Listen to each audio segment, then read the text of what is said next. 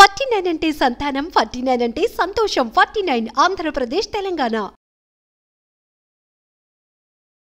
నమస్తే రమగారు. నమస్తే జయ. రమగారు, ఏదన్నా మంచి పెద్ద కథ, ఇంట్రెస్టింగ్ కథ, సస్పెన్స్ కథ ఇంకా ఎన్ని ఉంటాయి అండి? ఏదన్నా ఒకటి కొత్తది స్టార్ట్ చేద్దామా? చాలా భాగాలు ఏం రాదు, ఒక 3-4 భాగాలు వస్తుంది. Okay okay. మృచ్ఛకటికం పేరు ఎప్పుడైనా విన్నామా? వినలేదండి. ఎస్, మృచ్ఛకటికం అనేది ఒక సంస్కృత నాటకం. మృ మాకి వట్రవుసుడి, చా కింద చావొత్తు, కటికం. మృచ్ఛకటికం అంటే ఇది ఒక పదం కాదు, 2 పదాలు. మృత్ శకటికము. మృత్ అంటే మట్టితో చేసినటువంటి, శకటిక అంటే బండి, మట్టి బండి. మృచ్ఛకటికం. మృత్తు శకటిక కలిపితే ఒత్తొచ్చి చా కింద చావతొచ్చి మృచ్ఛకటికం అవుతుంది. అదేదో కటికం అనుకుంటున్నాం, కాదు, బండి. ఓకే. అయితే ఈ మృచ్ఛకటికము శూద్రకుడు అనే ఒక మహాకవి ఆయన రాసిన సంస్కృత నాటకం. చాలా ఇంట్రెస్టింగ్గా ఉంటుంది. నాటకంగా చదివితే దాని ఇంట్రెస్టింగ్ థింగ్ చిన్నది కాదు. ఓకే. బాగుంటుందో. బోల్డ్ అని శ్లోకాలు ఉంటాయి. ప్రకృతి వర్ణనలు, దరిద్రం మీద కూడా వర్ణనా శ్లోకాలు ఉంటాయి అందులో. కష్టాలు చెప్పుకోవటం కూడా ఎంత చక్కగా కవిత్వంలో చెప్పుకోవచ్చు, అందులోనే చూడవచ్చు. బాగుంటుంది ఇంట్రెస్టింగ్గా. అయితే నీకు ఇంకా ఇంట్రెస్టింగ్ థింగ్ ఇంకొకటి చెప్తా. ఈ మృచ్ఛకటికాన్ని ఉత్సవ్ పేరుతో హిందీలో సినిమా తీశారు. రేఖ, శేఖర్ సుమన్ హీరో హీరోయిన్లు అందులో. ఎవరైనా దొరికేస్తే గబగబా చూసేయండి. ఓకే. ఈ మృచ్ఛకటికం ఏంటంటే ఆ కాలం నాటి కాలమాన పరిస్థితులు, అప్పుడున్న సోషల్ థింగ్స్, వాటిని ప్రతిబింబంలాగా కనపడుతుంది మనకి తెలియని రోజులు. ఎప్పుడో ఉజ్జయిని నగరానికి చుట్టుపక్కల కథ నడుస్తుంది అన్నమాట. చారుదత్తుడు ఈ కథకి హీరో. కాకపోతే ఇతనిలో హీరోయిజం కంటే కూడా ఉదాత్తమైన చరిత్ర కలిగిన వాడు. ఒక బ్రాహ్మణ యువకుడు, భార్య, ఒక కుమారుడు ఉన్నారు. అయితే చారుదత్తుడి తండ్రి చాలా ఆస్తిపాస్తులు కలిగినవాడు. రాజుగారికి కొన్నిసార్లు మంచి సలహా చెప్పినవాడు కూడా. ఆ ఊళ్ళల్లో అగ్రగణ్యుడు, పెద్దవాడు. కానీ విపరీతమైన దానాలు, ఎవరికైనా సహాయం చేయటాలు. ఆ తండ్రి ఛాయలో పెరిగిన చారుదత్తుడు కూడా అలాగే మెత్తటివాడు, దాన ధర్మాలు ఎక్కువ. ఆస్తంతా అయిపోయింది. అతని భార్య పేరు దూతాంబ. ఓ పిల్లాడున్నాడు. అయితే వీళ్ళకి ఎవ్వరూ పెద్దగా పనివాళ్ళు కూడా పెద్దగా లేరు. ఓ ఇంట్లో పనిచేసేవాడు రదనిక అనే పేరున్న ఒక చెలికత్త. పేరు చూడు ఎలా ఉంది, RADANIKA, రదనిక. బాగుందండి. అక్కడి నుంచి ఒక స్నేహితుడు ఈయనకి. అతను ఈ వీళ్ళతోటే ఉంటాడు. ఒక పెద్ద విశాలమైన ఇల్లుంది, చాలా పెద్ద ఇల్లు. రాజవీధికి పక్కనే ఉన్నటువంటి బ్రాహ్మణ వీధిలో ఉంది. పెద్ద వీధి, చాలా పెద్ద ఇల్లు. కానీ ఎవరు ఏమీ లేరు. ఇంట్లో ఉన్న పెద్ద పెద్ద వస్తువులకి కాళ్ళు వచ్చి వెళ్ళిపోయినాయి. ఓకే. వెండి బంగారాలు అవి ఏమీ లేవు. పాతకాలపు జిలుగులు కొన్ని ఉంటాయి కదా, తివాసీలు, భోషాణాలు, ఇల్లంతా స్తంభాలు, అవి మాత్రం ఉన్నాయి. పెద్ద పెద్ద పాత్రలు అవి అమ్మలేరు. ఆ రోజులో అవి కొనేవాళ్ళు ఉండేవాళ్ళు కాదు. ఓకే. ఇలా ఉండగా ఆ ఊర్లో వసంతసేన అని ఒక వారాంగన ఉండేది. ఆవిడ చాలా అందగత్తె. సంస్కృతం అది చాలా చక్కగా చదువుకుంది. అయితే ఒకసారి ఒక కామదేవుడి ఉత్సవం, ప్రతి సంవత్సరము కామోత్సవాలని చేస్తారు, వసంతోత్సవాలు. మన వసంత పంచమికి, తర్వాత వసంత పౌర్ణమి అంటే చైత్ర పౌర్ణమికి కూడా వసంతోత్సవాలు చేస్తారు. ఆ ఉత్సవాలప్పుడు ఊరంతా మన్మధుడి వేషాలు, రతీదేవి వేషాలు అలా వేసుకుని తిరుగుతారు. కాముడి వేషం వేసే అమ్మాయి, రతీదేవి వేషం వేసే అమ్మాయి, అట్లా ఉండి చాలా విశేషంగా చేస్తారు. అప్పుడు చేసుకునే ఉత్సవాలు అవే అనమాట. మనం ఇప్పుడు గణేష్ చతుర్థి అవి చేస్తున్నాం కదా, అట్లా వసంత పున్నమి అలా చేసేవాళ్ళు. ఆ ఉత్సవాలప్పుడు ఈ చారుదత్తుడు, వసంతసేన ఒకరినొకరు చూసుకున్నారు.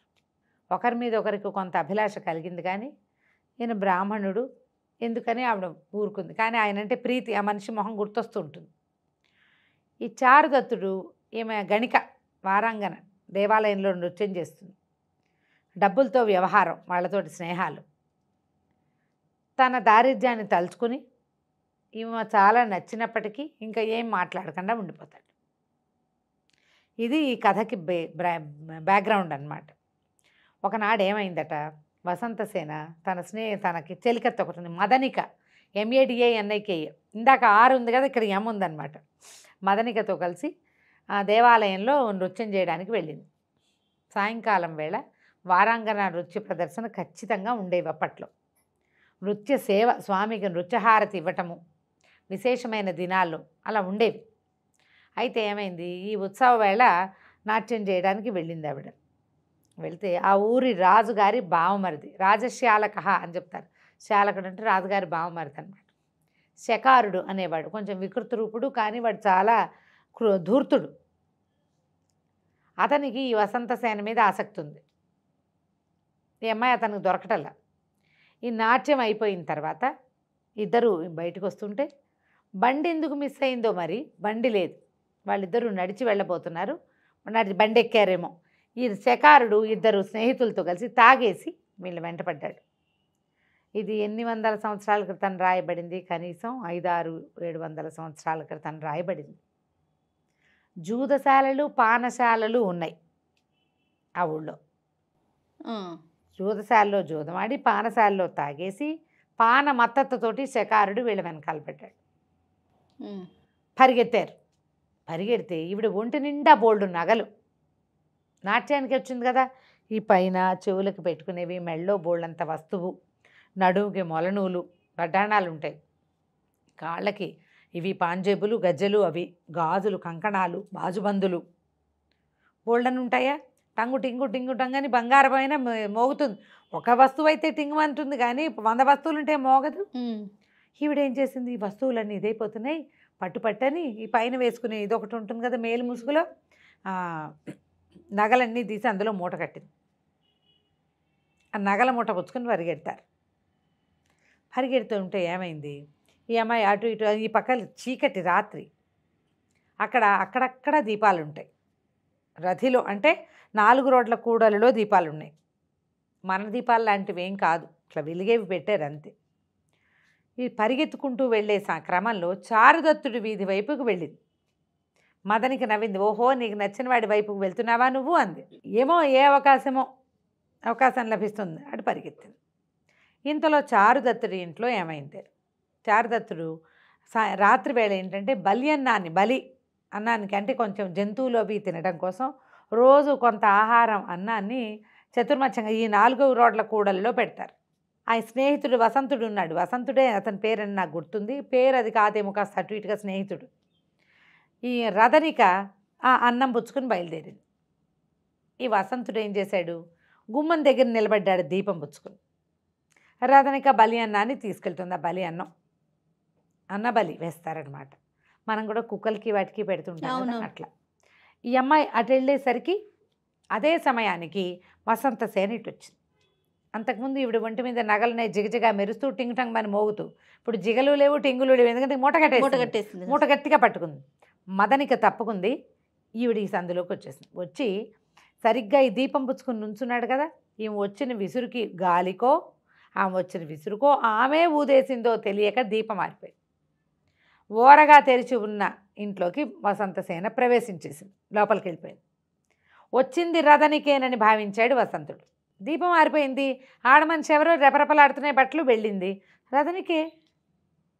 ఇంతలో ఏమైంది, తలుపు వేసుకునే లోపల అటుపక్క నుంచి వస్తున్నటువంటి శకారుడు, ఈ అనివాడు కుర్రాళ్ళు, ఇదేమిటి ఇది దరిద్ర చారుదత్తుడు అని చెప్తారు. చారుదత్తుడిని దరిద్ర చారుదత్తుడు వీధిలోకి కానీ వెళ్ళిందా ఏమిటి, ఈ సందు చారుదత్తుడి వీధి ఇది అని మాట్లాడుకుంటూ వచ్చేసరికల్లా ఈ తలుపు దగ్గర తెరిచి ఉంది కదా, కొంచెం అప్పుడే తలుపు మూసిపోతుంది.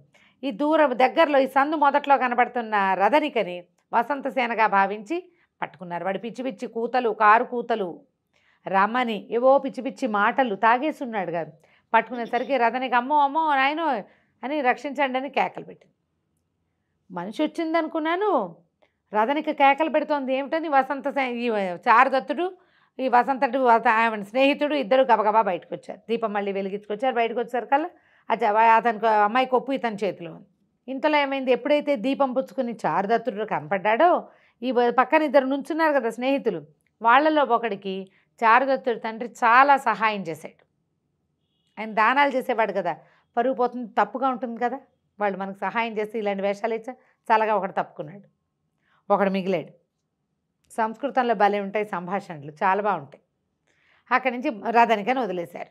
అమ్మాయి ఏడుపు గొంతుతోటి అరుస్తూ ఆ కొప్పు సవరించుకుని వచ్చేసరికల్లా ఏమిటి నేను ఇందాక ఎవరో వచ్చారనుకున్నాను, ఏమైంది వసంతసేన మీ ఇంట్లో దూరిందా అలాంటివి అడిగితే వీడు కేకలేశారు. మా ఇంట్లోకి ఎందుకు వస్తుంది మాకు తెలియదు అన్నారు. పైగా వీడు ఏమనుకున్నారు, వీళ్ళు కూడా సర్దుకున్నారు.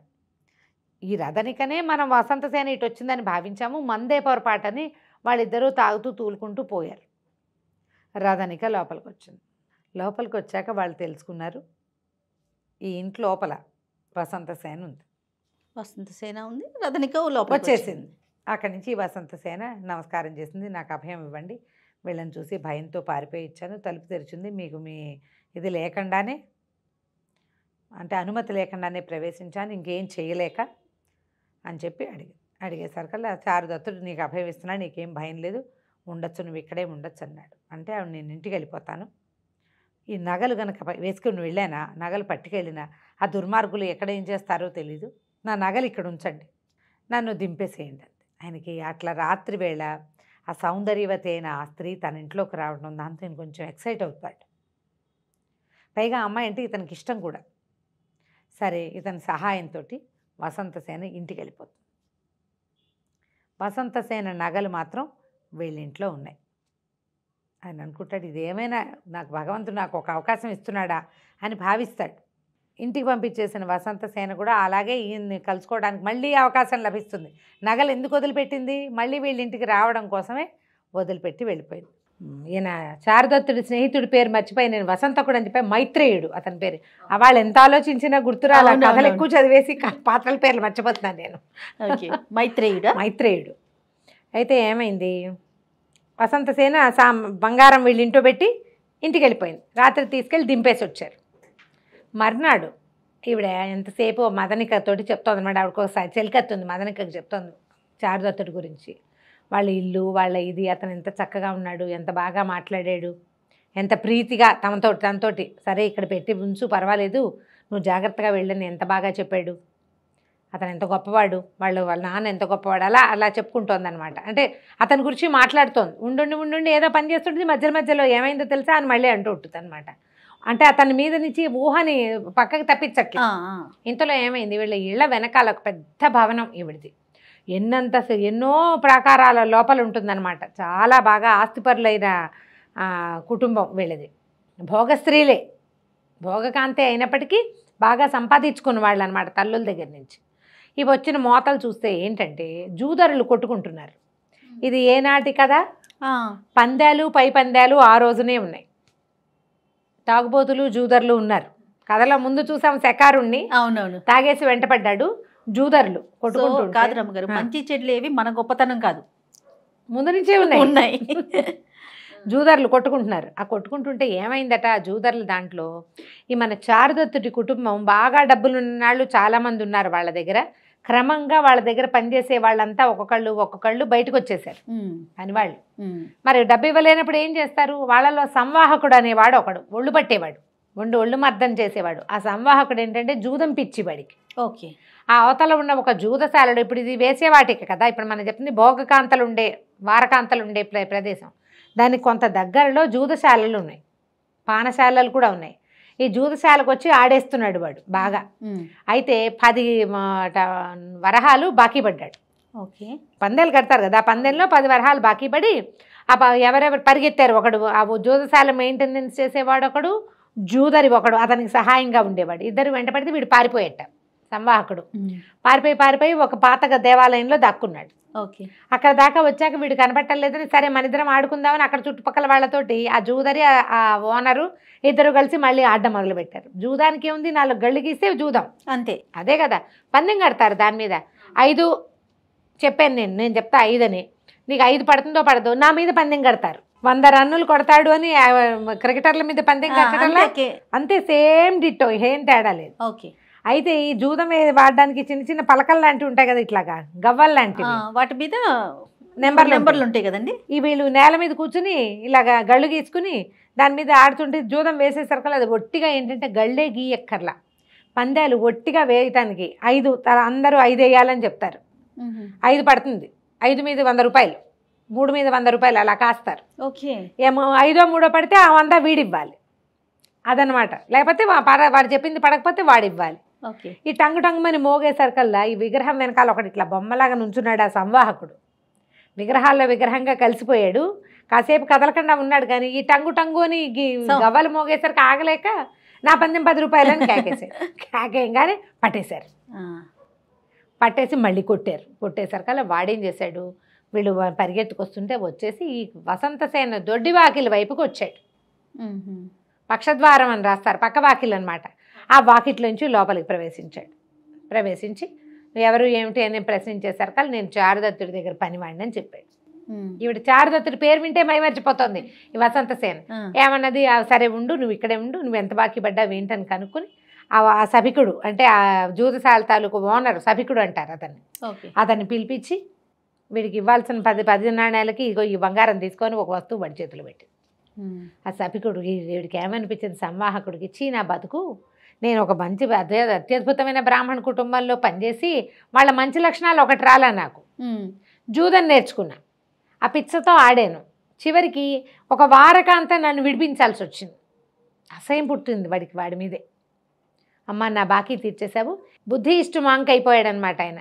బౌద్ధ భిక్షువుగా సన్యాసాశ్రమాన్ని స్వీకరించేస్తాడు. వాడికి కాస్త సన్యాసాశ్రమం కోసం భిక్షువుగా మారిపోయి ఇంకా నేను బౌద్ధారామానికి వెళ్ళిపోతాను, ఇంకా ఎప్పుడు ఈ జూదము అవి ఆడనమ్మా, నీ పాదాల మీద ఆనని ఈవిడికి ప్రామిస్ చేసి ఈవిడ వల్ల బయటపడ్డాడు. సరే వెళ్ళిపోయాడు. ఇంకా అలా గడుస్తుంటే ఇంకో సందడి వచ్చింది. ఈవిడ దగ్గర కర్ణపూరకుడని ఒక అతను పరిగెత్తుకుంటూ వచ్చాడు. వచ్చి ఏం చెప్పాడంటే, అమ్మ ఇవాళ మన ఏనుగు మదం ఎక్కిపోయిన దానికి కట్టుతాళ్ళు తెంచేసుకుని ఊరి మీద పడింది. మరి ఊరి మీద పడేసరికల్లా పరిగెత్తాను, అక్కడికి నేను ఆపటానికి చాలా ప్రయత్నం చేయవలసి వచ్చింది. అది పరిగెడుతూ ఒక సాధువు ఒక ఆయన వెళ్తుంటే ఆయన మీద పడబోయింది. నేను చాలా లాఘవంగా గోడ మీద నుంచి ఎగిరి దాని మీదకి దూకి దాన్ని అంకుశంతో పొడిచి మొత్తానికి దాన్ని కంట్రోల్ చేశారమ్మా. ఆ దారిని వెళ్తున్న మహానుభావుడు ఒక ఆయన, ఎంత గొప్ప పని చేశావు, సాధువు ప్రాణాలు రక్షించావని తన ఒంటి మీద ఉన్న ఉత్తరీయాన్ని నాకు కానుగ్గా ఇచ్చాడమ్మా. జాజిపూల సువాసన వస్తుంది, అది జాజిపూల వాసన వస్తున్న ఈ ఉత్తరీయాన్ని నాకు బహుమతిగా ఇచ్చాడు అని చెప్పి ఆ ఉత్తరీయాన్ని ఈవిడి చేతికిస్తాడు. ఓహో, ఆ ఉత్తరీయాన్ని ముట్టుకునేసరికల్లా ఈవిడికి తెలుస్తుంది ఇది చారుదత్తుడి ఉత్తరీయం. ఓహో, ఆ వాసనకి తెలిసింది. తను ఉన్న వెంటనే ఆ బయట నుంచి కూడా జాజిపూల పరిమాణం వెళ్తున్న వాసన వస్తుంటుంది. ఓహో, ఆ చారుదత్తుడు వెళ్తున్నాడని పరిగెత్తుకుంటూ వెళ్ళి కిటికీ దగ్గర నుంచి ఉంటుంది. ఆయన వెళ్ళేవాడు పక్క నుంచి నడుస్తుంటాడు. అలా వెళ్తున్న వాడిని చూడడమైనా సరే ఈవిడికి సంతోషంగా చూస్తూ ఉంటుంది. ఆయన వెళ్ళిపోతాడు. అయితే నగలు వాళ్ళ ఇంట్లో ఉన్నాయి. వాళ్ళ ఇంటికి వెళ్ళడానికి ఒక ముహూర్తం చూసుకోవాలి. 2 రోజులు గడిచిన తర్వాత ఏమైంది, కథలో ఇంకొక చిన్న టర్న్ వస్తుంది. ఆ టర్న్ ఈ 2వ భాగంలోనే చెప్పేద్దాం. ఆ సమయంలో ఏమవుతుందంటే, శర్విలకుడు అనే ఒక బ్రాహ్మణ యువకుడు, ఇతను మనం వసంతసేన దగ్గర ఉన్న మదనిక ఆవిడ స్నేహితురాలు చెలికెత్తుంది కదా, అదేంటంటే క్రీత దాసి అంటే బానిస, సరిగ్గా చెప్పాలంటే కొనుక్కున్న దాసి అనమాట. దాసుల్ని కొనుక్కునేవాళ్ళు. కొనుక్కుంటూ ఈవిడ దగ్గర మళ్ళీ ఈవిడ్ని ఎవరైనా పెళ్లి చేసుకోవాలన్నా ఎవరైనా తీసుకోవాలన్నా ఈ డబ్బు ఇచ్చి తీసుకోవాలి. ఓహో, ఆ మదనిక మీద స్నేహం ఇతనికి, ఈ శర్విలకుడికి. అయితే ఇతను ఏంటంటే వాళ్ళ తండ్రి బాగా సంపాదన పరుడే, కానీ ఏవో రకరకాల సమస్యలతోటి ఆస్తులు పోయినాయి. అట్లాగే బ్రాహ్మణ ఆస్తులన్నీ పోయినాయి అని చెప్తుంటారు. మనకు చూడు, అతను కూడా చారుదత్తుడు కూడా ఇలాంటి వాడే. అవును. అయితే తల్లిదండ్రి ఇల్లు బాకిలు అన్నీ ఉన్నాయి, కానీ ఒక చోర శిఖామణి దగ్గర చేరి రకరకాల పద్ధతుల్లో దొంగతనం చేయటం, చోర విద్య కూడా 64 కళల్లో ఓ కళ అని అది నేర్చుకుంటాడు. ఓకే. ఇప్పుడు ఈవిడ దగ్గర ఉన్న మదనికని తను సంపాదించాలంటే ఆవిడకి బోల్డ్ డబ్బు ధారపోసి ఆ పిల్లని తెచ్చుకోవాలి. దానికోసం డబ్బుకు ప్రయత్నం చేస్తాడు. వ్యాపారం అంత చేయలేడు, వాళ్ళ దగ్గర ఏం లేదు, ఏదో చిన్నగా సంపాదన ఉంది. ఆ డబ్బు ఆ పిల్లని తెచ్చుకోవడానికి సరిపోదు. దానికోసం ప్రయత్నం చేయాలంటే బాగా లంసంగా డబ్బులు కావాలి. సరే వెళ్దాం అనుకుంటాడు ఎక్కడికైనా దీనికి. ఇంతలో ఏమైంది, ఆ రోజు సాయంకాలం రాత్రి మన చారుదత్తుడు మైత్రేయుడు ఇద్దరు సంగీతం వినటానికి వెళ్ళారు.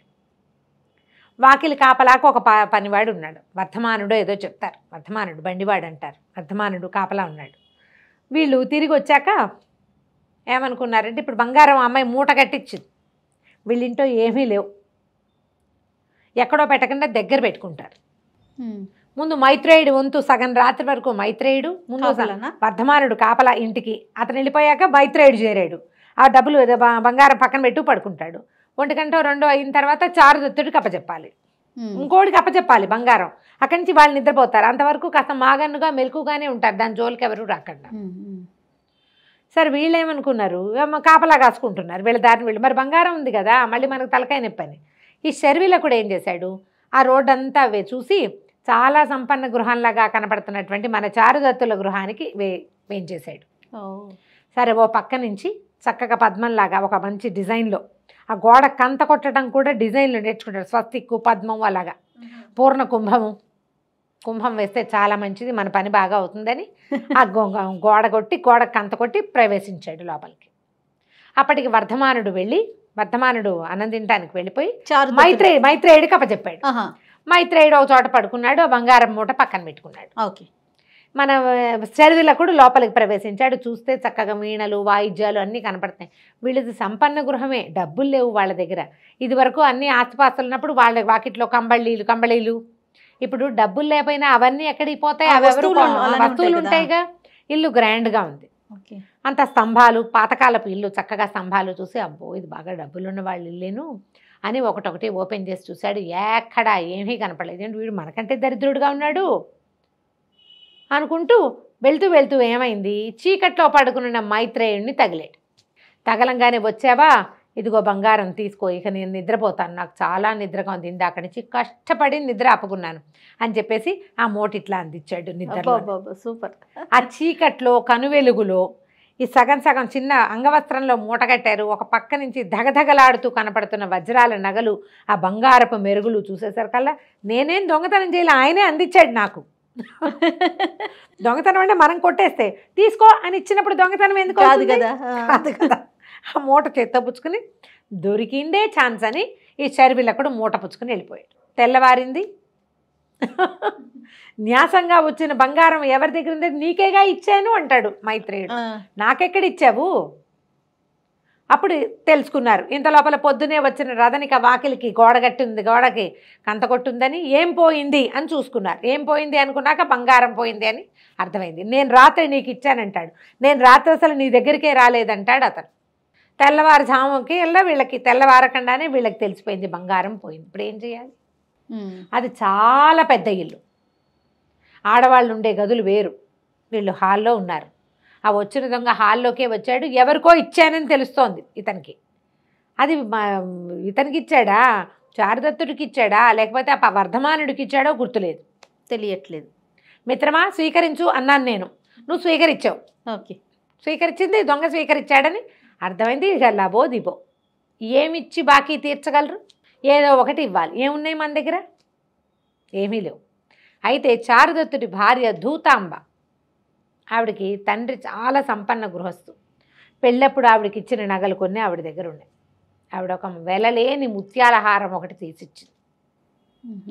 ఆ నగల బదులు ఇది, ఆ వజ్రవైఢూర్యాల కంటే కూడా ఈ ముత్యాలు ఏంటంటే సముద్రంలోవి కదా. అయితే చారుదత్తుడు భార్య బంగారం వస్తువులు తీసుకోవడానికి ఇష్టపడ్డని ఇప్పుడు ఏం చేస్తుంది, రత్నషష్ఠి వ్రతం అని ఏదో వ్రతం చేసి మరి మైత్రేయుడికి కానుకగా ఈ వస్తువు ఇస్తుంది. ఓకే, మంచి ఆవిడ. ఈ రత్నాల హారం, ముక్తాహారం అంటారు. రత్నందో ముక్తావళిదో మొత్తానికి చాలా ఖరీదైనది, ముత్యాలు రత్నాలు కలిపిన ఒక హారాన్ని ఇస్తుంది. ఈ హారాన్ని మరి మైత్రేయుడి వల్ల పోయింది ఈ వస్తువు, మైత్రేయుడి వల్లే కదా పోయింది.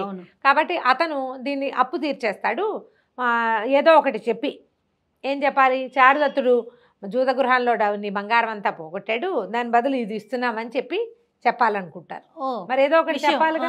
మరి ఎలా పోయింది, దొంగతనం జరిగింది అంటే అవమానకరంగా ఉంటుంది. అలా కాకుండా జూదం ఆడాడు, జూదంలో బంగారం పోయింది, దాని బదులు ఇది ఇస్తున్నామని చెప్పి ఇద్దామని నిర్ధారించుకున్నారు. శర్విలకుడు వెళ్ళి మదనిక దగ్గరికి వెళ్ళాడు. బంగారం పుచ్చుకొచ్చాడు కదా, అక్కడి నుంచి ఏం చెప్పాడంటే ఇద్దరు కలుసుకున్నారు. సంతోషించింది. నేను నిన్ను కొనేసుకుంటాను, డబ్బులు ఇచ్చేస్తా, నేను పెళ్లి చేసుకుంటాను. ఎట్లా పెళ్లి చేసుకుంటావు, నాకు డబ్బులు ఇవ్వాలి, అంత ధనం నీ దగ్గర లేదు, నువ్వేం చేస్తావంటే, కాదు నా దగ్గర ధనం ఉంది, నేను పట్టుకొచ్చాను, దాని నగలు పట్టుకొచ్చాను, అవి ఇచ్చేసి నేను ఇచ్చేస్తానంటాడు. అనేసరికల్లా సరిగేవి నగలు చూపించమంటుంది.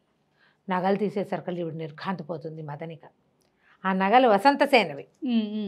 ఇవి ఎక్కడి నుంచి దొరికినాయి అంటే, నేను ఎక్కడి నుంచో తెచ్చాను. రాదు, నువ్వు అబద్ధం చెప్తున్నావు, ఇవి మా అమ్మగారి నగలు, ఇప్పుడు ఏమని ఇస్తావు, నువ్వు నా మీద ప్రేమతో ఇంత పని చేసావా, వాళ్ళ ఇంట్లో దొంగతనం చేసుంటావు నువ్వు. శారదత్తుడే ఎదిగిస్తాడు నీకు, నువ్వు వెళ్ళావు వాళ్ళ ఇంటికి, దొంగతనానికి వెళ్ళావు. ఆ దొంగతనం చేసి ఆవిడ నగలు తెచ్చి ఇప్పుడు నన్ను కొనాలంటే ఎవరికి ఇవ్వాలి? ఆవిడకే డబ్బు ఇవ్వాలి. ఈ నగలు పట్టుకెళ్ళి ఆవిడకే ఇస్తావు. ఇప్పుడు ఏం చేద్దాం? ఇంత సాహసం చేశాడని సంతోషంగా ఉంది, కానీ ఈ నగలు పట్టుకెళ్ళి అక్కడికి ఇస్తే అది ఏమవుతుంది? ఇది ఎట్లా వస్తుందో అర్థం కాదు. ఏం చేయాలి అని గింజుకుంటారు. నగలు పట్టుకెళ్ళి వెనక్కి పెట్టకూడదు, వెనక్కి పెట్టడానికి వీలు లేదు. ఎట్లా పెడతాడు? మీ ఇంట్లో దొంగతనం చేశాను, మీ నగలు మీరు తీసుకోండి అనలేడు కదా, ఇవ్వలేడు. ఇప్పుడు ఈవిడికి ఇస్తే ఈవిడ ఇలా అంటుంది, వాటిని ఇంకేం చేయడానికి అవకాశం లేదు. బాగా ఆలోచిస్తే సర్వేలు అక్కడ అన్నాడు, నువ్వే సరిగ్గా ఆలోచిస్తున్నావు, నాకంటే సరిగ్గా చెప్పమంటే ఓ పని చేయి, నన్ను తీసుకోవడానికి ఈ నగలు శారదత్తుడే నీకు ఇచ్చాడని చెప్పు, లేదా శారదత్తుడే పంపించాడని చెప్పు. ఓకే, నన్ను తీసుకోవడానికి కాదు, శారదత్తుడే నగలు పంపించేశాడంటే సరిపోతుంది. ఆయన ఈవిడ వచ్చేదాకా, నువ్వు వచ్చేదాకా నగలు మా ఇంట్లో పెట్టుకుంటాను అన్నాడు. అయినా సరే పంపించేశాడు. మా దరిద్రుల ఇంట్లో, మా ఇంట్లో కాపలా కష్టమని నీ నగలు నీకు శారదత్తుడే పంపేశాడని, నేను శారదత్తుడి దగ్గర పనిచేస్తానని చెప్పేసి నగలిచ్చాయి. ఇదంతా వినేసింది వసంతసేన. ఓహో, వాళ్ళిద్దరూ మాట్లాడుకుంటుంటే మొత్తం విన్నది. చూద్దాం ఏం చేస్తారో చూద్దాం అనుకుంది. సరే నేను అమ్మగారిని పిలుచుకొస్తాను, నువ్వు పోయి నాట్య మండపం దగ్గర అక్కడెక్కడో మండపం దగ్గర ఉండని వాడిని అక్కడ కూర్చోబెట్టి నగలన్నీ ఆ చేతిలో పెట్టింది, అక్కడే ఉంచుకో, నేను వస్తానని. వెళ్ళి శారదత్తుడి దగ్గర నుంచి ఒక ఆయన వచ్చాడండి, మరి నగలు ఏవో పట్టుకొచ్చేట, మిమ్మల్ని కలుస్తానంటున్నాడు. సరే పంపించమంది దేవుడ. తెల్లమొహం వేసుకుని వచ్చాడు. ఇతను వెళ్ళపోతుంది, దొంగతనం బయటపడిపోతుంది. అదే అయితే ఏమన్నాడు, అమ్మ శారదత్తుడు మహానుభావుడు, మరి వారి ఇంటి దగ్గర దొరుకుని ఇప్పుడు పని చేస్తున్నావా అంటుంది. లేదు, అప్పుడప్పుడో చేసేవాడిని, మరి నేను వెళ్ళేసరికల్లా నగలు వసంతసేనకు అప్పచెప్పమని ఇచ్చారండి అనేసరికల్లా మదనిక ఇటు రావే అని పిలిచింది. శారదత్తుడు నాకు చెప్పాడు, ఈ నగలు ఎవరు తెచ్చిస్తారో వాళ్ళకి మదనికి ఇవ్వమని చెప్పాడు శారదత్తుడు. నువ్వు నగలు తెచ్చి ఇచ్చావు కదా, నీకు ఈ మదనికని ఇచ్చేస్తా అన్నది. అనేసరికి ఈ మదనిక నిర్ఘాంతపోతుంది, వాడు నిర్ఘాంతపోతాడు. నిజానికి ఇదేం జరగల, ఇవిడేదో కథ మార్చేస్తుందని అర్థమవుతోంది వాళ్ళకి, కానీ ఏమనాలి తెలియలేదు. అక్కడి నుంచి ఏం చేసినాడు, నగలన్నీ తీసి మదనికకి అలంకరించి ఓ సరులక ఈ అమ్మాయిని తీసుకెళ్ళిపో నువ్వు అని, మదనిక నన్ను బాగా చూడు, ఇంకా మళ్ళీ నన్ను జీవితంలో చూడలేవు నువ్వు, నేను పంపించేస్తానంటే అది ఏడుస్తుంది అనమాట. అయ్యో అమ్మగారి దగ్గర నుంచి వెళ్ళిపోతున్నాను నేను. వాళ్ళకు ఇది కదా, ఎంతకాలమో పనిచేసింది ఆవిడతో పాటు, చాలా మంచి ప్రేమగా ఉండే మనిషి. దుఃఖపడుతూ సరే ఏం చేస్తుంది, బండిని పిలిపిస్తుంది ఈవిడ. బండిలో ఎక్కించి పంపిస్తానంటుంది. బండి ఎక్కుతాడు. బండి ఎక్కేసరికల్లా కొంచెం బండి ఎక్కి ముందుకు వెళ్తుంటే కేకలు వినపడతాయి. ఏంటంటే ఇదేస్తారు, చాటింపేస్తూ ఉంటారు. ఆర్యకుడు అనే ఒక గోపబాలుడు, అతను రాజు అవుతాడని ఒక జోస్యం చెప్పబడింది. ఆ జోస్యాన్ని తెలుసుకున్నటువంటి పాలకుడు అనేటువంటి ఈ ప్రాంతపు మహారాజు ఆర్యకుడిని అరెస్ట్ చేయించాడు. వాడు రాజు అవుతాడని జోస్యం వచ్చింది అంటే తన మీద వాడు తిరగబడతాడేమో అని ముందే వాడిని అరెస్ట్ చేసేశారనమాట. అని చెప్పేసి ఆర్యకుడు అరెస్ట్ చేయబడ్డాడు హో అని చాటింపు వినపడుతోంది. నిర్ఘాంతపోయాడు. శర్విలకుడికి చాలా స్నేహం ఆ కుర్రాడు. అమ్మో ఇంకేముంది, ఆర్యకుడిని పట్టుకున్నారంటే అతన్ని అరెస్ట్ చేస్తే మరి జైల్లోకి వెళ్ళిపోతాడు కదా. అక్కడి నుంచి ఏమన్నాడు, నేను ఇప్పుడు దిగి వెళ్ళిపోవాలన్నాడు. అంటే పిల్ల ఏడవటం మొదలుపెట్టింది మదనిక. నువ్వు అలా ఎలా వెళ్ళిపోతావు, మరి నన్ను వదిలిపెట్టి వెళ్తావా అంటే అలా కాదని వాడిని అడిగాడు. వార్తకు వ్యాపారి రేభిలకుడు ఇల్లు తెలుసా నీకు అని అడిగి, ఈవిని రేభిలకుడు తన స్నేహితుడు అనమాట, అక్కడికి తీసుకెళ్ళి దింపేసి అక్కడి నుంచి మా అమ్మ నాన్న దగ్గరికి మా ఇంటికి తీసుకెళ్ళిపోతాడు. ఓకే, ఇప్పుడు నేను వెళ్ళకపోతే ఆర్యకుడు చాలా ప్రమాదంలో పడతాడు, నేను అతన్ని రక్షించాలి, నా స్నేహితుడు ప్రాణ స్నేహం, నేను నిన్ను దక్కించుకోవడానికి ఇంత ప్రయత్నం చేశా, స్నేహితుడిని దక్కించుకోవడానికి కూడా ఏదో ఒక ప్రయత్నం నేను చేయాలి కదా అని చెప్పి బండి దిగి వెళ్ళిపోతాడు. ఆ బండిలో మదనిక కూర్చుని రేభిలకుడికి ఇంటికి వెళ్ళిపోతుంది. రేభిలుడు వాళ్ళ ఇంటికి వెళ్ళిపోతుంది. సరే ఇంతలో ఏమవుతుంది, ఇక్కడ మన చారుదత్తుడి ఇంట్లో నుంచి మైత్రేయుడు బయలుదేరుతాడు. వదిన గారు ఇచ్చిన రత్నమాలను తీసుకుని, ముత్యాల దండో రత్నాల దండో అది ఒక హారం, ఆ హారాన్ని తీసుకుని వసంతసేన ఇంటికి వస్తాడు. వచ్చేసరికల్లా ఏమవుతుంది, వాకిట్లో చూస్తే అబ్బో పెద్ద మహాహర్మ్యం అది. వీళ్ళు ఎంతమంది దగ్గర కొట్టేస్తే ఇంత డబ్బులు వచ్చినాయి వీళ్ళకి అనిపిస్తుంది మైత్రేయుడికి. వారాంగనకి అంత సంపద ఉందంటే ఎన్ని తరాలుగా వీళ్ళు ఎంతమంది దగ్గర నుంచి ఎంతంత సంపద వచ్చింది, ఎందరు రాజులను వ్యాపారస్తులను వీళ్ళు రంజింపజేస్తే వస్తుంది ఇదంతా. అలా అనుకుంటూ ఒకళ్ళ బయట నుంచి వచ్చేసరికల్లా ఓ పని మనిషి ఎవరో చూస్తారు, సరే రండి అని లోపల తీసుకెళ్తారు. ఒక్కోటి దాటాడు, మణులు మాణిక్యాలు, కొన్ని చోట్ల ఎండబెట్టిన రకరకాల సుగంధ ద్రవ్యాలు, ఓ దాంట్లో ఏనుగులు కూడా ఉన్నాయి ఆవిడకి. వాళ్ళ ఇంట్లో ఏనుగులు, గుర్రాలు, ఎడ్లబళ్ళు, బోళ్ళంతమంది మనుషులు, వంటలు గుమగుమలాడుతూ, సుగంధ ద్రవ్యాలు, అక్కడి నుంచి అలంకరించుకున్న ఎంతోమంది స్త్రీలు, వాళ్ళ కోసం వచ్చినటువంటి విటులు, సంగీతాలు, పాటలు, పద్యాలు ఎన్నో. ఒక్కొక్క ఇది దాటుతూ ఉంటే, ఒక్కొక్క గుమ్మము దాటుతుంటే ఒక్కో ప్రాకారంలోనూ ఎంతమందో ఎంత హడావిడో. అదంతా దాటుకుని వసంతసేన దగ్గరికి వెళ్తాడు. ఇంత సంపద ఉంది ఈ అమ్మాయికి అని చెప్పి తేళ్ళేసరికల్లా వెళ్ళి ఏమన్నాడు, మరి మన చారుదత్తుడు జూదరి, మహాజూదం పిచ్చి, నీ వస్తువుల్ని తన వస్తువులుగా భావించి జూదంలో గెలుస్తాననే నమ్మకంతో పెట్టేశాడు. ఆవిడకు నవ్వొచ్చింది. ఏమిటి జూదంలో పెట్టాడు ఆ చారుదత్తుడు? అవునన్నాడు. అవును, ఓడిపోయాడు. దొంగతనం జరిగిన వస్తువుని, దొంగతనం అయింది అని చేతులు దులుపుకోకుండా జూదంలో పోగొట్టాడని తను జూదరవడానికి కూడా రెడీ అయ్యాడు ఆయన. అయితే ఆ వస్తువుకి సామ్యం వచ్చేటువంటి అంతకంటే ఎక్కువ ఖరీదైన ఈ రత్నమాలని నీకు పంపించాడు. ఆవిడ రత్నమాలను చూస్తుంది. నేను ఇది తీసుకోలేను అంటుంది. కాదు, నువ్వు తీసుకోవాలి, మరి వదిన గారు ఇచ్చారు, ఆవిడ పుట్టింటి నుంచి వచ్చిన వస్తువు అని చెప్తాడు. చెప్పేసరికల్లా అసలు వీడికి మంచి సంతోషం వస్తుంది. అది తీసుకుంటుంది, చేత్తో పుచ్చుకుంటుంది. నన్ను గౌరవించారనుకుంటుంది. మరి సాయంకాలం నేను కలవడానికి వస్తానని చెప్పమంటుంది. ఇంటికి వస్తాను అని. వారాంగన ఇంటికి వస్తానంటే ఏమిటి అర్థం? దీనికి ఒళ్ళు మండిపోతుంది మైత్రేయుడికి. నీ వస్తువులు పోయినాయి, మేమేమో ఇంకా చాలా గొప్ప హారాన్ని ఇచ్చాము, ఇంకా మా వాడి దగ్గర ఏముందని వస్తుంది ఈవిడ? ఎంతమంది సంపదో ఇంట్లో అంతా కనపడుతోంది. సరే, నచ్చదు అతనికి. సరేనంటాడు, కానీ చెప్పాలి కదా. సరేనని ఒప్పుకుంటాడు. వెనక్కి వెళ్తాడు. ఇంటికి వెళ్ళాక ఆవిడ చెప్తాడు అతనికి, నువ్వు వర్తకంలో పోగొట్టావని చెప్పాను, అదే జూదంలో. అయినా సరే ఆవిడ వస్తానంటోంది, ఇంకా ఏం తీసుకుంటుంది? రత్నమాల తీసుకొని ఎందుకు తీసుకోదు? వాళ్ళు అట్లాంటి వాళ్ళే దొంగమొహాలు అంటాడనమాట. వాళ్ళు అందుకే, లేకపోతే వాళ్ళ ఇంట్లో అంత సంపద ఎక్కడొచ్చింది? ఆవిడ ఏమైనా రాజ్యాలు వెళ్ళిందా రావడానికి? ఏమైనా ఇది ఉందా? కత్తి కటారు వచ్చా? వాళ్ళకి రాదు. వాళ్ళు ఇవే చేస్తారు. మరి 4 సముద్రాల సారమంతా ఉన్నటువంటి రత్నాల మాల తీసేసుకుంది. ఇంకా నీ దగ్గర నుంచి ఏం తీసుకోవడానికి రాబోతోందో? ఈ వేసే సాంగత్యం మంచిది కాదు. నువ్వు ఆవిడ మీద ఉత్సాహం మానుకో. ఆవిడ అటు వెళ్తోందంటే నీకు ఇక్కడ రక్తం ఉప్పొంగిపోతోంది. ఈ ధోరణి మానేసేయమంటాడు. మానేసేయమంటే ఇప్పుడు మనసులో పుట్టింది ఇది. ఇప్పుడు ఆవిడ వస్తానంటే ఎలా కాదంటాం? మొదట నేను వసంత ఇతనేమంటాడంటే, చారుదత్తుడు నేనేం పిలవలేదు కదా, మొదటిసారి మన ఇంటికి పిలవాలి, ఆవిడ దారిని ఆవిడ పోతూ వచ్చింది, ఇప్పుడు తనే వస్తానంటోంది, ఎలా కాదంటాను చెప్పు అంటే ఒళ్ళు మండుతుంది మైత్రేయుడికి. ఇక చేయగలిగేది ఏం లేదు. ఇంకా ఇక్కడ ఏముందని తీసుకెళ్ళడానికి వస్తుంది ఆవిడ. చాలా చిరాకు పడతాడు. సరే, సాయంకాలం చీకటి పడే వేళకి చక్కగా అలంకరించుకున్న వసంతసేన దీంతో పాటు రథం ఎక్కి వచ్చేస్తుంది వెళ్ళింటికి. ఇది చిన్న ఇల్లు, మామూలుగా బీదవాళ్ల ఇల్లు కాదు, ఇది మహాహర్మ్యం. ఇతను చారుదత్తుడి ఇల్లు కూడా. ఆడవాళ్ల గదులు వేరు, మగవాళ్ల గదులు వేరు, సభాభవనాలు అన్నీ వేరుగానే ఉన్నాయి. సరే, ఇతనితో పాటు ఉండిపోతుంది రాత్రి. మర్నాడు పొద్దున ఇతను ఆవిడ నిద్ర లేవకముందే వెళ్ళిపోతాడు. ఒక జీర్ణోద్యానం ఒకటి ఉంది, పుష్పకరండం అనేది, పువ్వులదే. ఇప్పుడు పెద్దగా జనం వెళ్ళటల్లా అక్కడికి రమ్మని చెప్పి వెళ్తాడు. చెప్పమంటాడు, బండి పంపిస్తాను, వర్ధమానుడు బండి కడతాడు, ఆ వర్ధమానుడు బండెక్కి వసంతసేనని ఉద్యానవనానికి రమ్మని, అక్కడ ఉద్యానవనంలో వాళ్ళిద్దరూ గడపటం కోసం అక్కడికి రమ్మంటాడు. ఇప్పుడు తెల్లవారి నిద్రలేస్తుంది. నిద్రలేచి కాస్త అటు ఇటు చూస్తే తను వీళ్ళ ఇంట్లో ఉన్నాను ఇవన్నీ తెలుస్తాయి. సరే, ఏమవుతుంది, రథనిక పిల్లాడిని తీసుకొస్తుంది. చిన్న పిల్లాడు, ఈయనకు కొడుకుంటాడు, పిల్లాడిని ఎత్తుకొస్తుంది. పిల్లాడు ఎందుకో ఏడుస్తూ ఉంటాడు. వెళ్ళి ధూతాంబని, నాటకంలో పెద్దగా కనపడదు కానీ ఉత్సవ సినిమాల్లో చూపిస్తారు వాళ్ళిద్దరూ మాట్లాడుకున్నట్టుగా. ఓ స్త్రీ ఇంట్లోకి వస్తే ఇంట్లో ఉన్న వాళ్ళకి పలకరించకుండా ఎట్లా ఉంటుంది? ఆ కాలంలో ఇలాగా వేరే వాళ్ళు ఇళ్ళకి రావడం కానీ, వాళ్ళు వీళ్ళింట్లో మెసలటం కానీ పెద్ద తప్పేం కాదు, లోకసామాన్యంగా జరిగేవి. అవి అంత పెద్ద విచిత్రమైన విషయం కాదు, ఆశ్చర్యపోయే వ్యవహారము కాదు. అయితే ఏమవుతుంది, పిల్లాడిని చూసి ముద్దు చేస్తుంది. చారుదత్తుడు కొడుకు, చారుదత్తుడిని ప్రేమిస్తోంది ఆవిడ.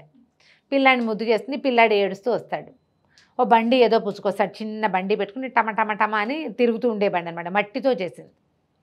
అయితే పిల్లాడు ఏమంటాడంటే, వాళ్ళందరి దగ్గర బంగారు బళ్ళు ఉన్నాయి, నా దగ్గర లేదు, నాకు అది కావాలి, బంగారు బండి కొనిపెట్టమంటే మన దగ్గర ఏముంది నాయన, మట్టి బండితోటే మనం ఆడుకోవాలని రథనిక తల్లి చెప్తారు. వీడు చాలా దుఃఖం వస్తుంది వసంతసేనకి.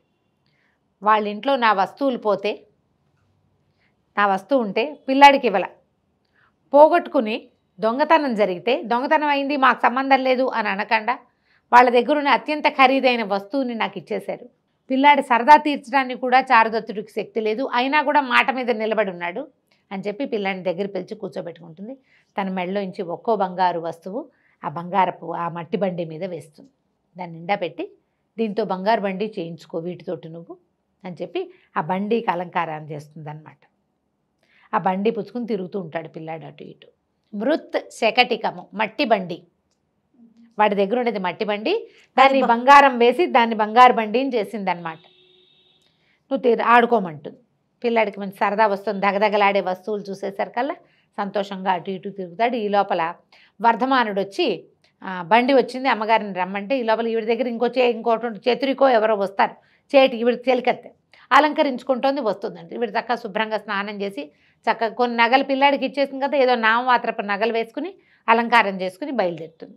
ఇంతలో ఏమవుతుందంటే, రాజుగారి బావమరిది శకారుడు కోసం ఒక బండి, శకారుడు ఆ జీర్ణోద్యానంలో ఉన్నాడని అతని కోసం ఒక బండి వెళ్తోంది. స్థావరకుడు ఆ బండితోలే వాడి పేరు.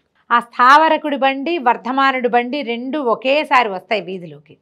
ఇంతలో ఈ వర్ధమానుడు ఏమనుకుంటాడు, బండిలో గడ్డి అయితే పరిచాను, తివాసి తీసుకురాలేదు అని చెప్పేసి బండి అక్కడ వదిలిపెట్టేసి లోపలికి వస్తాడు, మందిరంలోకి వస్తాడనమాట. ఒక తివాసి తీసుకోవడం కోసం.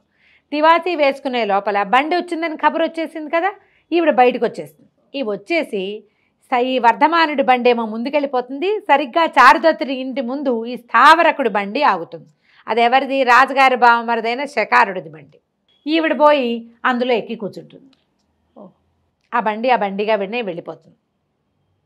ఇంతలో ఏమవుతుంది, వర్ధమానుడేమో తివాసి పట్టుకొస్తాడు, ముందుకెళ్ళి బండి మీద కూర్చుంటాడు. అమ్మగారు వచ్చాక వెళ్దామని. ఇంతలో ఈ శర్విలకుడు వాళ్ళ సహాయంతో పారిపోయినటువంటి గోపాలుడైన ఆర్యకుడు పరిగెత్తుకుంటూ వచ్చి కాలికి సంకెళ్ళు ఉంటాయి, ఆ సంకెళ్లతోటి వచ్చి ఈ వర్ధమానుడున్న బండి ఎక్కేస్తాడు. ఓకే. ఈ టంగుమని మోగేసరికల్లా ఈవిడే వచ్చింది వసంతసేన, నగల మోత అవుతోందని భావించి వర్ధమానుడు బయలుదేరిపోయాడు. వర్ధమానుడు తీసుకెళ్ళి ఆర్యకుడు ఎక్కినటువంటి బండి పుష్పకరండ జీర్ణోద్యానానికే వెళ్తోంది. ముందు వాడెవడో వచ్చాడు కదా, స్థావరకుడు తీసుకెళ్తున్నటువంటి వసంతసేన ఎక్కిన బండి కూడా అక్కడికే వెళ్తుంది. ఆ బండి కొంచెం పక్కకి వెళ్ళిపోయి రాజశాలకుడైనటువంటి ఆయన పేరేదో మర్చిపోతున్నానే, శకారుడు రాజుగారి బావమరిది, ఆయన బండిలోకి ఎక్కేసింది ఈవిడ. బండి దాని దారిన అది వెళ్ళిపోయింది. ఈ బండి కూడా ఇప్పుడు శకారుడు మన చారుదత్తుడు పంపించిన బండిలో ఈ శర్విలకుడు వాళ్ళ సహాయంతో పారిపోతున్నటువంటి ఆర్యకుడు, ఒక గోపబాలుడని, అతన్ని రాజుగారు అరెస్ట్ చేశారని ముందు భాగంలో చెప్పాం. సరే, అతను తప్పించుకుని ఆర్యకుడు దొరికిన బండి, తనకు కనపడిన బండి ఎక్కేసాడు. ఓకే. ఆ బండి ఎవరిది? చారుదత్తుడి బండి. 2 బళ్ళు పోతున్నాయి. అయితే అది వాళ్ళు జీర్ణోద్యానము చాలా పెద్దది, పుష్పకరండ జీర్ణోద్యానం అదే దాని పేరు. అది చాలా పెద్దది. వీడికి అలవాటైన గేట్లో నుంచి వీడు వెళ్ళిపోయాడు ఒకడు. చారుదత్తుడు ఉన్నదానికి చారుదత్తుడి బండికి వాళ్ళకి తెలుసు కదా తను ఎక్కడున్నాడో, ఆ పక్కకి ఆ బండి వెళ్ళిపోయింది. తీరా బండి వెళ్తే ఆయనకి ఎక్సైట్మెంట్, వసంతసేన వచ్చింది తన కోసం అని. ఆ బండిలో చూస్తే ఈ ఆర్యకుడు కనపడ్డాడు. ఆశ్చర్యపోతే ఇక ఈయన చారుదత్తుడు రాజు మహారాజు తాలూకు ఇబ్బందులు తెలుసు, ఆయన ఏం చేస్తున్నాడు, ప్రజల్ని ఎట్లా పీడిస్తున్నాడు. ఎవరో జోస్యం చెప్పినంత మాత్రాన ఎవరో చెప్పారు ఆర్యకుడు రాజు అవుతాడు అని, వాడేం చేయకముందే అరెస్ట్ చేశాడు. అక్కడి నుంచి ఈ రాజుగారు ఆయన బావమరిది వాళ్ళ దుశ్చర్యలు అన్నీ తెలిసిన ఈ చారుదత్తుడు ఏం చేశాడంటే, కాలికున్న శీల ఊడదీసేసి, అబ్బాయి నిశ్శబ్దంగా పారిపో, నేను నీకు చేయగలిగే సహాయం ఇదే. వసంతసేన ఏమైందో అర్థం కాల, బండిలో ఇతను ఎట్లా వచ్చాడు, నా బండిలోనే నువ్వు ఊళ్ళోకి వెళ్ళిపో, ఆ ముందు కాలు గొలుసు అవి ఊడదీసేసాడు, జాగ్రత్తగా వెళ్ళిపో, తప్పించుకో, ప్రాణాలు కాపాడుకోమని పంపేశాడు. ఆర్యకుడికి సహాయం చేశాడు చారుదత్తుడు. బండి మళ్ళీ బయటికి వెళ్ళిపోయింది. అతను తన స్నేహితుల్ని కలుసుకున్నాడు. ఊళ్ళో రగడ అక్కడక్కడ కొన్ని చోట్ల మన ఏమంటారు ఒక దుమారంలాగా కొన్ని గొడవలు వస్తున్నాయన్నమాట. ఇలా అరెస్ట్ చేశారని అదని తన స్నేహితుల్ని కలుసుకుని విప్లవం లేవదీశాడు. జరిగిపోతుంది ఎంతసేపు వీటన్నిటికీ. ప్రాణాల మీదకి వచ్చినప్పుడు విప్లవాలు వాటంతా అవే పుట్టేస్తాయి. ఈ బండి వెళ్ళిపోయింది. ఈ రెండో బండి ఎవరి మన శకారుడి బండి ఎక్కింది కదా వసంతసేన, ఆయన వచ్చి కర్టెన్ తీస్తాడు అనుకుంది. రావటాల ఏమిట్రా అని దిగేసరికల్లా ఎదురుగుండా శకారు నిలబడ్డాడు. నిర్ఘాంతపోయింది. ఇక్కడికి ఎందుకు వచ్చాం? సంవాహకుడు వాడెవడో రావాల్సింది, వీడెట్లా వచ్చాడో తెలియలేదు. అక్కడి నుంచి కంగారు పడి పారిపోబోయింది. అతను ఒప్పుకోలే. పైగా ఎక్కడి నుంచి ఈవిడ ఎక్కించుకొచ్చాడు? చారుదత్తుడి మాట ఎత్తింది. అంటే చారుదత్తుడి ఇంట్లో ఉందన్నమాట. నా అనుమానం నిజమే, నేను విన్నది నిజమేనమాట. నువ్వు వాడి దగ్గర ఉన్నప్పుడు నా దగ్గర ఎందుకుండవు? ఇలా గొడవ పెట్టాడు. ఆవిడ లొంగల. పైగా నిరాభరణంగా ఉంది. బంగారం అంతా తీసి పిల్లాడి బండి మీద వేసింది. వస్తువులు లేవు. అలంకరించుకుంది. అలంకారం ఉందంటే ఏవో పువ్వులు అవి పెట్టుకుంది. మొహానికి ఏదో అంగరాగము అది రాసుకుంది, గంధం రాసుకుంది. నగ లేదు ఒంటి మీద. మామూలుగా ఎప్పుడూ మంచి సౌందర్యవంతంగా బాగా అలంకరించుకుని కనపడాలి. కనపడలేదు. సరే అక్కడి నుంచి యుద్ధకాండం అయింది. బాగా పోట్లాడుకున్నారు ఇద్దరు. ఆవిడ ససేమిరా నీకు లొంగేదే లేదనేసరికల్లా కోపం పట్టలేక ఇతను ఈ రాజశాలకుడైనటువంటి వీడు శకారుడు పీక పిసికేశాడు. అయ్యో! ప్రాణాల అసూలు బాసి పడిపోయింది వసంతసేన. ఈ శకారుడి పనివాడు, ఇతనితో పాటు ఉన్న పనివాడు, వాడికి తెలుసు ఈవిడ వసంతసేనని, ఆయన చారుదత్తుడి మీద ప్రేమతోటి ఉందని. చంపేస్తూ ఉంటే చూసిన వాడు ఎందుకు ఊరుకుంటాడు? వాడు గొడవ చేస్తాడు. అట్లా కాదు ఆవిడ ఆయన కోసం వచ్చింది, నువ్వు ఇట్లా చేయడానికి వీల్లేదు, ఇట్లా చంపేస్తున్నావు అది ఇది అనేసరికల్లా ఆయన ఏం చేశాడు? వీడిని ఒక కొట్లో దాచిపెట్టేశాడు. అక్కడి నుంచి ఊళ్ళోకి వెళ్ళి చారుదత్తుడు వసంతసేన బంగారం అంతా అపహరించి ఆమెను చంపేశాడు, చారుదత్తుడిని అరెస్ట్ చేయండి అని పుట్టించాడు. రాజుగారి బావమరిది కదా, సాక్ష్యం ఏది అదేది ఇదేది అనడానికి ఏమీ వీల్లేదు. ఈ వెళ్ళేటప్పుడు ఏం చేశాడు? పడిపోయిన వసంతసేన మీదుగా చుట్టుపక్కల ఉన్న ఆకుల అలమలు కొంచెం ఇట్లా కొబ్బరి మట్టలు తాటి మట్టలు అవి ఉంటే ఆమె మీదకి లాగేసి వెళ్ళిపోయాడు ఊళ్ళోకి. ఇంతలో ఏమైంది? చారుదత్తుడు ఇతను ఇక్కడే ఉన్నాడు, ఉద్యానవనం దగ్గరే రెండో పక్కన ఉన్నాడు కదా. చారుదత్తుడు ఇక్కడే ఉన్నాడు, ఆయనకి చెప్పేస్తానని పనివాడు అనేసరికల్లా పనివాడినేమో తొక్కిపట్టి చారుదత్తుడిని అరెస్ట్ చేయించారు. అరెస్ట్ చేస్తే ఇంకేముంది, పట్టుపోయారు. పట్టుకెళ్ళిపోతే ప్రాడ్వాకులు వాళ్ళు వీళ్ళు వెంటనే ఇప్పుడు దీనికి ఏమి ఎక్కువ లేట్ చేయలే. ఆయనకి ఏంటంటే వసంతసేన తనకి దక్కలేదు కాబట్టి వసంతసేనకి ప్రియుడు అని భావించబడుతున్న చారుదత్తుని చంపేయాలి. ఆ రాజ్యంలో పద్ధతులు అవి. అందుకే వాళ్ళు దుర్మార్గులుగా ఉన్నారనమాట. వాళ్ళ అమ్మని పిలిచారు, వసంతసేన వాళ్ళ అమ్మని పిలిస్తే ఆవిడేం చేస్తుంది? మరి నాకేం తెలీదు, ఈయనేమి మరి అదంతా ఏం జరిగిందో ఏమీ వివరం చెప్పలేదు. అమ్మాయి వెళ్ళింది అంత మటుకే తెలుసు. ఈయన చాలా మంచివాడు చారుదత్తుడు, మా పిల్ల ఇతన్ని ప్రేమించింది. చంపేసేంత ఎందుకు చేస్తాడు అనేది ఎవరికి అర్థం కాని వ్యవహారము. అసలు అది భలే ఉంటుంది. ఆ కోర్టు సీన్ అవి చాలా ఇంట్రెస్టింగ్గా ఉంటాయి డైలాగులు. ఒక న్యాయాధికారిని పిలిస్తే వాడేమో ఈ శకారుడి వల్ల ఇబ్బంది పడ్డవాడు ఒకడు, శకారుడి వల్ల ఏదో ఇంకో కేసులో లాభపడ్డవాడు ఒకడు. అలాంటి వాళ్ళని పెట్టుకుంటారు. పనివాడు సాక్ష్యం చెప్పడానికి వస్తాడని వాడిని ఒక మేడలో బంధిస్తాడు. వాడు చెప్తాడు కదా ఈయనే పీకి పిసికేశాడని. ఈ గందరగోళం అవుతుంటుంది. ఇది కాకుండా ఓ పక్కన రాజ్యంలో అల్లర్లు, తప్పించుకున్న ఆర్యకుడు, అతని స్నేహితులు శర్విలకుడు, వీళ్ళంతా తలా ఒక పక్క నుంచి విప్లవాలు లేవదీస్తూ గందరగోళంగా ఉంటుంది. ఆ సందట్లోనే ఈ చారుదత్తుని చంపేయాలని చారుదత్తుడికి ఊరేస్తారు. మరి స్త్రీని హత్యకి శ్రీహత్య మహాపాతకం. శ్రీహత్య చేసిన వాడికి ఉరి తీయటమే. ఆవిడ ఏం చెప్పాలో అర్థం కాదు. వసంతసేన వాళ్ళ నా పిల్ల ఏది అంటే ఏమో చంపేశాడు అంతే. చంపేశాక ఏది బాడీ ఏది, ఇవేమున్నాయి, మార్క్స్ ఏమున్నాయి, గుర్తులేమున్నాయి, అలాంటివి చెప్పడానికి ఏమీ లేదు. శకారుడు చెప్తున్నాడు కదా, నేనే చూశానంటాడు. నేను చూశానని చెప్తున్నాడు. దాంతో ఈయన కాస్త ఉరిశిక్షేశారు. ఇంతలో ఈ వార్త కార్చిచ్చులాగా ఊరంతా వచ్చింది, చారుదత్తుడికి ఉరేశారు అని. అందరూ ఆశ్చర్యపోయారు. అదే చాలా మంచివాడు, వసంతసేన చంపడం అండి. ఆయన అసలు వేశ్యాలోలుపత్వమే లేదు ఆయన దగ్గర. ఎంతమందో అతని వల్ల సహాయం పొందిన వాళ్ళు, భార్య కొడుకు, ఆ ఇంట్లో ఉండే రథనిక, ఈయన ఫ్రెండ్ మైత్రేయుడు, బండివాడు, అందరూ కలిసి లబోదిబోమని ఏడుస్తూ న్యాయస్థానం దగ్గరకు వచ్చారు. ఇక ఉరి తప్పదు. ఇంతలో అక్కడ ఏమైంది, పుష్పకనండ జీర్ణోద్యానంలో ఈవిడ చెట్ల ఆకుల కింద పడుంది కదా. ఈవిడ ఇంతకుముందు చారుదత్తుడి ఇంట్లో పనివాడు ఒకడు జూదంలో డబ్బులు కొట్టి ఓడిపోతే అతనికి డబ్బు కట్టి నగిచ్చి విడిపించింది. అవును. ఆయన ఏం చేశాడు, బౌద్ధ శ్రమణకుడుగా మారాడు. ఆయన ఏం చేశాడు, అక్కడున్న జీర్ణకరండ ఉద్యానవనానికి జపం చేసుకోవడానికి వచ్చి తన బట్టలు ఆ పక్కనున్న మడుగులో జాడించుకొచ్చాడు. బట్టలు ఆరేయటానికి సాధారణంగా ఏం చేసేవాళ్ళు, అప్పట్లో బట్టలు పిండేసేసి ఇట్లా నేల మీద విశాలంగా పరిస్తే చాకళ్ళు అలాగే వేసేవాళ్ళు చూడు, మన ఊళ్ళలో కూడా కనపడతాయి చెరువు గట్ల మీద. ఈ చీవరాన్ని ఇలా పరిచాడు. ఆ తడి చీవరపు నీళ్లు పడి ఇప్పుడు స్పృహ తప్పి ఉన్న వసంతసేన లేచుకొచ్చింది. ఓహో, నిర్ఘాంతపడి అదేమిటమ్మా నువ్వు ఇక్కడికి ఎందుకు వచ్చావు, ఇక్కడ ఉన్నావేమిటి అని అనేసరికల్లా ఏం చెప్పింది, ఆ సిగ్గుపడింది ఆయన శ్రమణకుడు. చారుదత్తుడి కోసం అని చెప్పకుండా శాఖ బండి మీద వచ్చాను, ఇలా వచ్చా ఏదో బండి అనుకుని పొరపాటున ఎక్కాను, శకారుడు ఇట్లా చేశాడు అనేసరికల్లా పదమ్మ మనం వెళ్దాం, అది చాలా దూరం. సరే ఆయన ఏం చేశాడు, ఆరేసిన చీవరాన్ని కట్టుకుని ఈవిడిని వెంబడి పెట్టుకుని కాస్త ముందు సేద్దించి కాసిన మంచినీళ్ళు ఇచ్చి తీసుకుపోయాడు ఇంటికి. ఈవిడ ఇంటికి వెళ్ళేసరికల్లా అక్కడ ఇది కనపడుతుంది గొడవ. చారుదత్తుడికి ఊరేశారంటే ఈవిడ బతికే ఉంది కదా. అక్కడి నుంచి భార్య వాళ్ళు అక్కడికి వచ్చారు. ఈవిడ కూడా పరిగెత్తుకుంటూ వజ్రస్థానానికి వెళ్ళింది. ఈ వజ్రస్థానానికి వెళ్ళే దారిలో చారుదత్తుడిని ఊరేగింపుగా తీసుకొస్తుంటే జనమంతా ఆశ్చర్యపోతా, ఇతను ఇట్లాంటి వాడా, ఎప్పుడు వినలేదే, వీళ్ళ నాన్న చాలా గొప్పవాడు, ఇతను చాలా మంచివాడు అని చెప్పుకుంటున్నారు. ఎక్కడైతే ఈ పనివాడిని బంధించారో ఆ బిల్డింగ్ పక్క నుంచి వెళ్ళేసరికి వాడు ఎలాగైనా సరే సాక్ష్యం చెప్పేయాలని వాడికి కూడా ఒక దశలో చారుదత్తుడి వల్ల ఒక 10 దినారాలు ముట్టినాయి. 10 వరహాలు ముట్టినా ముట్టకపోయినా ఇది తప్పు. ఆయన చంపేసి ఈయన మీద పెడితే ఎట్లా. అక్కడి నుంచి వాడు పైనుంచి దూకేస్తే మావిటి వాడి శకారుడు చూస్తాడు, మావిటికి చెప్తాడు, అరే వాడిని తొక్కిచేయరా అంటాడు.